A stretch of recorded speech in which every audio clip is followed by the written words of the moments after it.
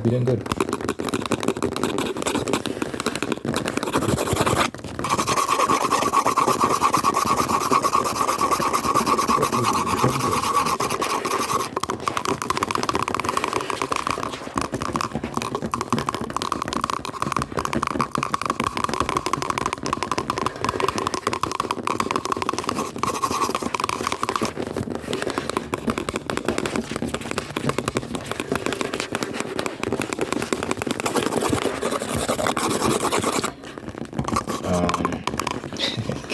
A lot of people online are worried about the whole robot thing, the Tesla robots that Elon unveiled. I think, it's the obvious stuff of like, oh no, the robot apocalypse is here, all that sort of stuff. I think we need to chill with all the doomsday stuff. Hey, I'll be honest, I've been guilty of it when I kept hearing the news about, oh, Israel strikes Iran or Iran strikes Israel, China did this thing, they're moving closer to Taiwan. I'll be like, oh, it's over, World War III is here. We're here. World War III. I was panicking too. But I read, well, okay, I think in those cases there was more reason for panic than here. Because that's literally a threat of all-out war, nuclear war, which is, I think, right, it's more of a serious threat than, it's a more immediate threat than AI and robots are, at least at the moment. But still, I think we need to chill, more optimistic, because when we're too negative, it works to our detriment. Like,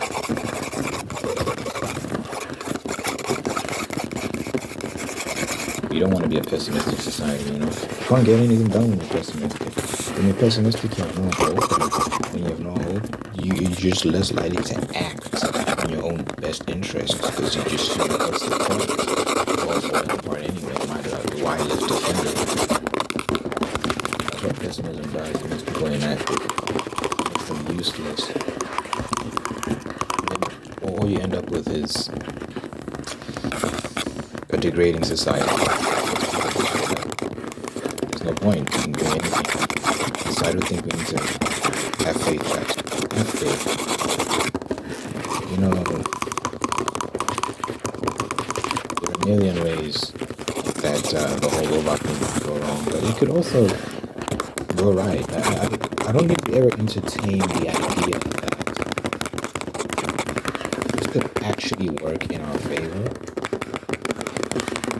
What examples in entertainment are there of humans living in harmony with robots? They are our creations. They're not living with us. They are not living. They're robots. They obey our commands.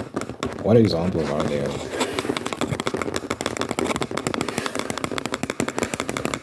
humans having that nice relationship with robots? I guess the Jetsons, which is a very old cartoon. There was another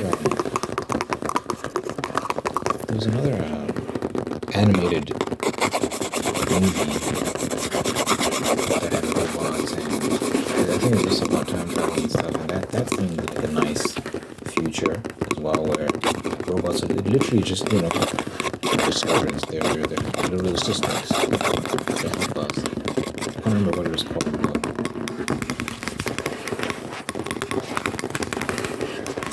but there's been a few examples here and there, and it's nice. It's always nice. Like, it's convenient. They help a lot. They handle all the dangerous costs and all these sort of things. I can already see some silly people getting very attached to these electronic devices and not realizing, guys, they're not real. They're not real people.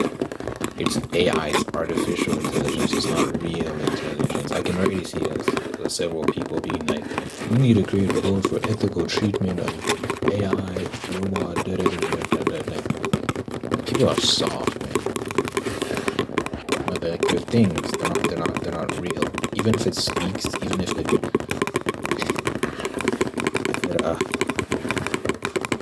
like acts like a human, it's not actually a human. I think we're gonna have that problem. I think that's the thing we need to be worried about more than like robots taking over because they develop their own will, which is I don't think that's possible. I think the thing we need to actually be worried about is a few clowns amongst us getting attached.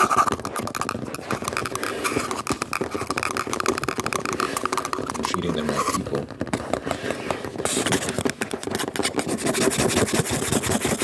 I can see that.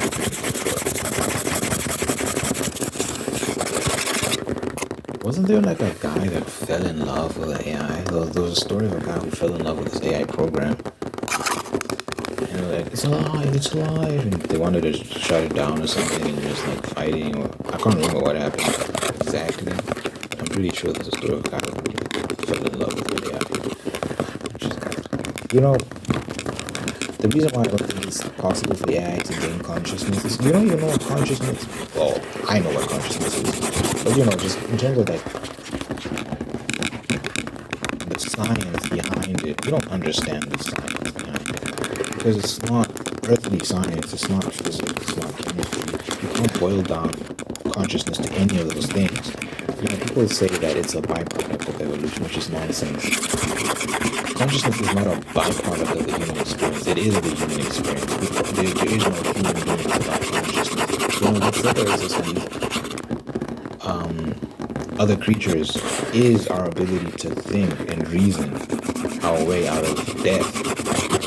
Human beings are very unique because we can create avatars. We can create like mind clones that go out before us and act as test dummies in various situations. We simulate these things in our mind. What happens if I do this? What happens if I do that? And we simulate death over and over and over until we find success, and then we take that course of action.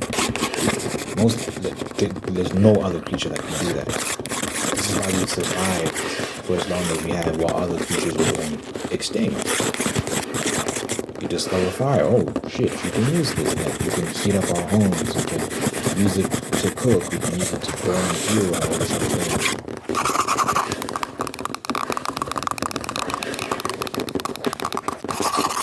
How we construct shelters changed over time. All these innovations that are a product of our consciousness. It's a superpower. It really is. And we don't understand it fully. You certainly can't explain it through physical terms. It's just not a physical thing. It's not tangible. Consciousness is not tangible at all. It's a mystery. It doesn't exist in the physical space. You cut open someone's mind, you can't extract it. You can't reconstruct consciousness. So let's say you're an engineer, you're a computer scientist, or whatever the hell, and you wanna make a robot, the first conscious robot. That is an ambitious undertaking, to put it very lightly, because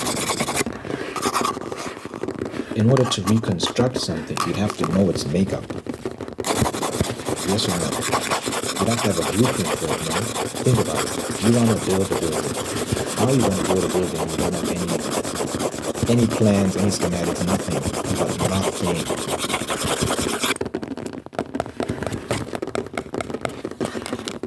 How are you going to do this? You're not. And at least with buildings, you have a physical reference of you've seen a building. You more or less know the materials used in buildings. So even if you don't have a blueprint, you can maybe, it probably still won't work out well, but you can kind of try. It's an even more futile task with consciousness because there's no reference. You've experienced it, you have it, but it's not physical. How do you reconstruct something that's not physical? To construct is a physical concept, at least as far as we understand it as physical beings. We're very limited in that sense. To construct, right? That's a physical thing. Now, we do use it in metaphysical terms. When you construct an argument, when you construct an idea, but all of these things that we're describing are not tangible, not things that you can put on the table and pass around to your friends. So we use construct in a very, very different sense in that when we're talking about those metaphysical things. But now the issue is someone is trying to take something that's metaphysical and make it physical to give a robot consciousness. Come on, I don't think you can. How? It would have to arise in the same way it arose in us. Because we didn't make consciousness ourselves. So for a robot to gain consciousness, I don't think it's going to come from a human being because we don't know how to get there. We don't know how to get through anything. We don't understand it ourselves. So if a robot ever gets consciousness, which I don't think that will ever be the case. I don't think that's something to worry about. That's one aspect of science fiction that I don't think we have to worry about. There's many things that have come true when it comes to science fiction and are coming true right before our very eyes. I don't think that's one of them. I think that's one thing that just wouldn't make any scientific sense. It wouldn't be possible for a robot to start thinking and feeling for itself like truly. So it has this programming. It's like fuck the programming and they're doing my own things, which is what makes humans unique. Human beings can literally say, forget the code. Instead of X, Y. I know the program says X, but I'm choosing Y instead. That's the unique ability of human beings. Every other animal obeys instincts. Every other animal is running on an algorithm, essentially. And really and truly, they can't really deviate outside of that. No matter how they don't want to, in the same way human beings want things. They all they know is all they know, and they're not really trying to know more. They're not really. They're operating in a very narrow reality, right? Because they're not thinking. Human beings aren't thinking. They're like, wait. What is this? Like, you're looking at yourself like, wait, I'm alive? Do you know how many moments like, yeah, it's a weird thing where, I don't know if you've ever experienced this, where you're just thinking that you're alive, and it's almost like you exit your body almost, and you're like, you don't feel like you. You're aware that you're you, but you're like, how am I here right now? Like, what is this? You think about, like the odds of you even being alive right now, you being you, because there's so many people. Like, what is this experience I'm having? And oh my gosh, it's hard to describe this thing that it's not tangible. This experience I'm describing to you right now. So it's hard to put it into words, but I don't know if you've ever experienced something like that. I've experienced it a bunch of times. And if I really think hard, I can get myself into that space. It's a very trippy, weird experience. It feels like you're leaving your body and you're like looking at yourself from the outside in. And you're just like, what is this? Who am I? What am I? Yada yada yada. Animals are not doing that. I can't guarantee anything in life, but I'm almost certain animals are not having that experience. Because if they were, a lot of things would change. But they're all running on basic algorithms. Eat, shit, sleep. Maybe eat, fornicate, shit, sleep, repeat. Which is, there might be some extra details, here and there for some animals. You know that elephants have funerals sometimes, and well, at least they say some form of funeral, and like they mourn at least.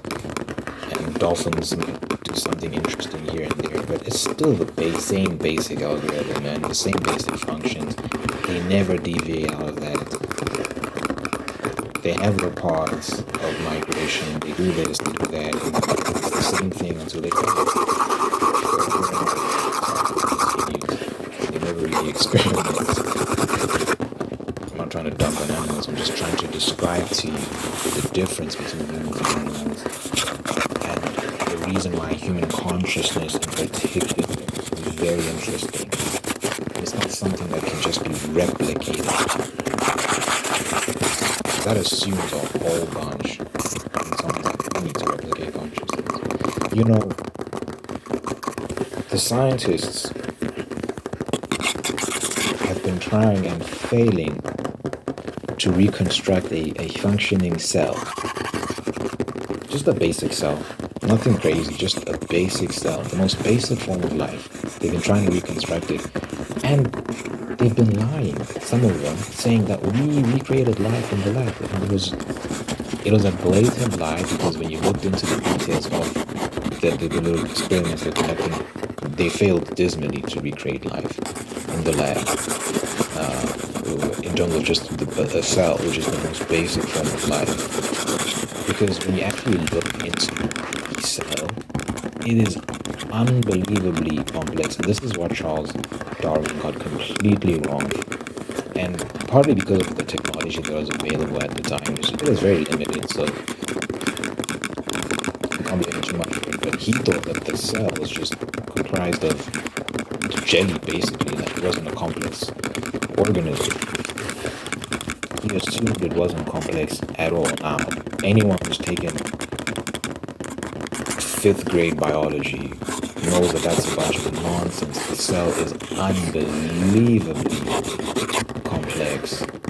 It's got so many different components that aren't just blobs of jelly, like they actually have functions, very complex functions. The mitochondria, there's this thing I was reading about, I was learning about the bacterioflagellar motor, which is literally described as a nanomachine. This is the words they use to describe it, because one interesting thing you'll notice when you read a lot of the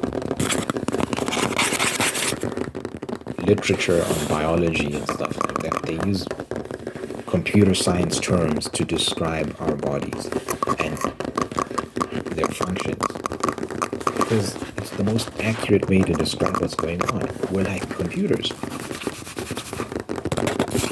Everything, the way everything works is very, very sophisticated, very systematic.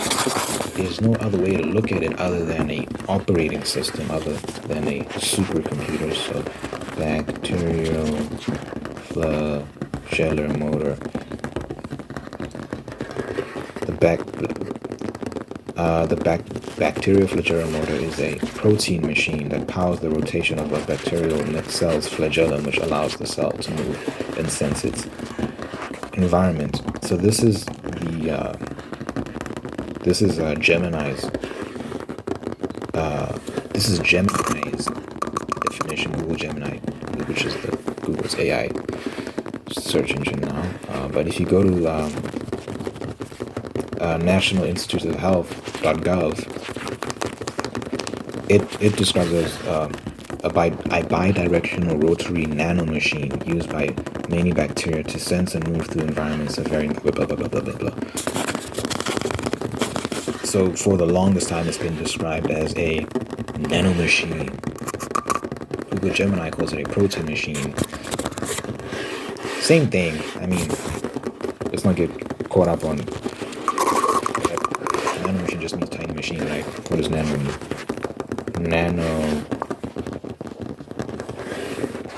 Nano meaning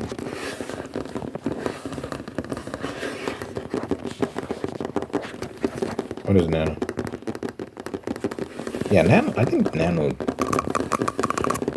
the actual word nano just means tiny, right, or something like that. So So it doesn't really matter if it's protein machine, nano machine. The word that's actually important is machine. It's a machine. And this is just one part. The bacterial flagella motor is just one part of the cell, one of many, many, many complex parts of a very complex cell. And someone said, so Darwin was way off in his interpretation of this. He couldn't have been more off. He described it as like jellies, like this blob full of jelly, and he didn't think there was any complexity in it at all. Now that we've developed new microscopes and we were able to really look into detail, what people have discovered is that, and this is what many people have said, a cell, if you zoom in, it's like looking into New York City with all its buildings and traffic and people doing various jobs and all these systems working in tandem to maintain this system. That's what a cell is more akin to. It might be more systematic and more sophisticated than an actual New York City. If you look into its unbelievably complex systems, it might sound like I'm exaggerating, but you should look into it. It's fascinating. It's genuinely fascinating how complex it is. And they've been trying to reconstruct it. So you can imagine that when they try to reconstruct this in a lab, they don't get anywhere close to that. Because it's so complex. But they'll lie and say that we did. But then when you look into the details of what actually happened, people have been exposing them though. Like the scientists that make these fraudulent claims, they get exposed by other scientists that think you didn't get anywhere close to doing that, bro. Stop lying to the public. But they do it to get funding, to do more research, but they keep failing and giving people false hope that, oh look, you recreated life in this. It's like, it's not true. They didn't get anywhere close to doing that. But anyway, the bacterial flagella motor, I think it's responsible for processing proteins, and proteins are like building blocks, and they store information and basically instruct various parts of the body, or in this case, parts of the cell, on what to do. So the bacterial flagella motor, I think it processes proteins and distributes them and stuff like that throughout the cell. So that's just one part, and its functions are very complex. When you think about proteins and their functions, and you think about the mitochondria, they call it the powerhouse of the cell. I don't know what that means, but it's responsible for all sorts of things as well. And it's actually cool. Different parts of the cell. So you got the biological membrane, cytoplasm, nucleus, mitochondrion, ribosomes, endoplasmic reticulum, Golgi apparatus, cytoskeleton, liosome, vacuole, chloroplast, DNA, nucleolus, vesicle, centrioles, flagellum, Golgi complex, smooth ER, vacuoles, cell wall, organelle, peroxisome. So yeah, there's a whole lot going on there, and we could go into detail what each of those things are there for. But it's a system. It's a very complex system. It doesn't even go into detail about things like the proteins within the cell and stuff like that. So there's a whole lot going on. There's a whole lot going on.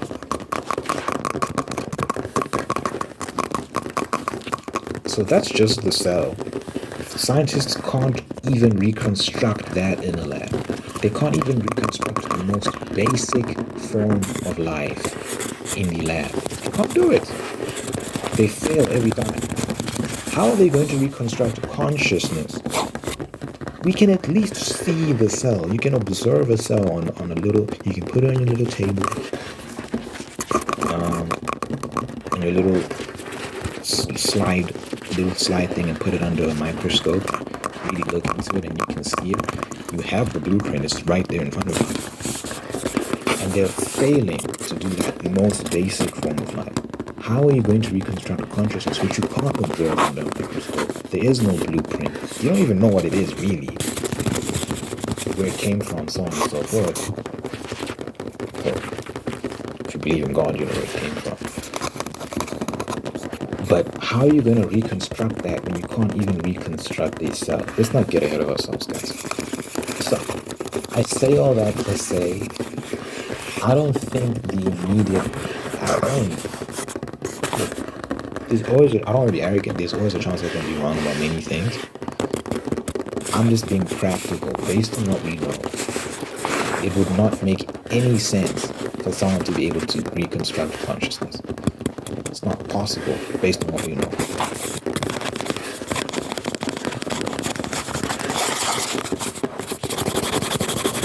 I think we'll sooner see someone flying without any sort of equipment or anything. We'll sooner see that before we see someone reconstruct consciousness from scratch.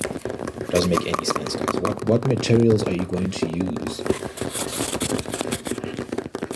Like, what mechanisms are you going to put in place to allow that to, like, there's no predicate for that. There's no reference. So anyway, what they call intelligence, like artificial intelligence, it's literally just a set of directives, man. What makes human beings different is our ability to step outside of those directives and act in ways that sometimes aren't in our best interests, defy expectations, defy all logic. Think about being willing to die for a friend or a stranger, you know? Things that just don't make any sense in terms of biological preservation. Sometimes putting yourself at risk for other species that are outside of your own. That things are just not logical. They don't make logical sense. You know, lions will abandon their own cubs if they're deficient in any way. So if you have a cub that's disabled, a lion will at a lion park a couple years ago, 2022, I believe. But a lion park, the game ranger was explaining to us. The game park ranger, he was explaining to us that lions, if the leader of the pack sees that this kid is slowing us down, they'll literally abandon it. Peace, yon. Because they got shit to do. They don't care. It doesn't think the same way human beings do, and don't feel the same way human beings feel. So it's willing to do that. They will kill cubs of another pride, of another pack, to thin out hunting competition. So it's like if it sees little cubs running around and whatnot, and they don't belong to its pack, a lion will literally kill them because it's like, yeah, less competition. So they kill children. Some animals, like polar bears, if they get hungry enough, so a male polar bear will eat its own children if it's hungry enough. I saw a video of the male polar bear was hungry as hell. There was no food, there was no fish in the water. And he was like, he saw his kids, he was like, I'm coming for you, I'm hungry. And the mother had to fight him off. That's savage. But it makes sense in terms of preserving yourself, preserving your body, serving those biological functions, serving the algorithm, the directives. It's like food now, feed, alert, about to perish, about to die, energy low, systems in danger. And it's like, yeah, I have to do something, I have to eat something, and then I'll just eat my kids. Oh well. Not ideal, but I can always make more kids. So therefore, it just eat kids now and then make more kids later. It's not being like, oh no, this is immoral, this is not right, like, oh, it's not making those considerations. It's just serving its body. Consciousness is an entirely different thing. Human consciousness is, it's an entirely different thing. We're basically aliens on this planet, if you think about it. There's nothing else like us on this planet because of our consciousness, and to reconstruct that in a lab, I think it's possible.